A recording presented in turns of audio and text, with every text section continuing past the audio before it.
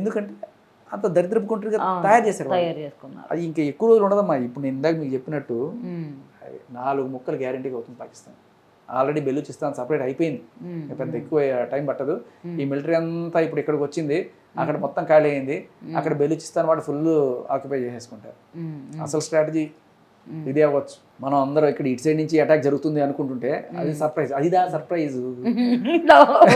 అదే కాకపోతే వీళ్ళందరూ మాట్లాడి అనవసరంగా విషయాల్ని పెద్దవి చేసుకొని ముందు నుంచి జరుగుతుంది అటాక్ అనుకుంటే వెనక నుంచి జరుగుతుంది అటాక్ ఇప్పుడు అక్కడ. అంతే. అలాగే పైన ఖైబర్ పఖ్తూన్ఖ్వా అవంతా తాలిబాన్ ప్రాంతం. తాలిబాన్ అంటే బేసికలీ ఆఫ్ఘనిస్తాన్ వాళ్ళ ఇదనమాట. సో వాళ్ళు పాకిస్తాన్ బార్డర్ని ఎప్పుడు కూడా రికగ్నైజ్ చేయరు. అక్కడ ఇప్పుడు మనకి ఇండియాకి పాకిస్తాన్కి ఉన్నట్టుగా ఇవి ఉండవు, ఫెన్సింగ్ ఉండదు, వచ్చేస్తారు. పీడీపీ పార్టీని పెట్టుకున్నారు, వాళ్ళ అక్కడ ప్రభావం కూడా గట్టిగా ఉంది. సో ఆ ఖైబర్ పఖ్తూన్ఖ్వా ప్రాంతం ఆల్మోస్ట్ వాళ్ళ కంట్రోల్లో ఉంది. అక్కడ పాక్ మిలిటరీ పప్లోడ్ కట్ల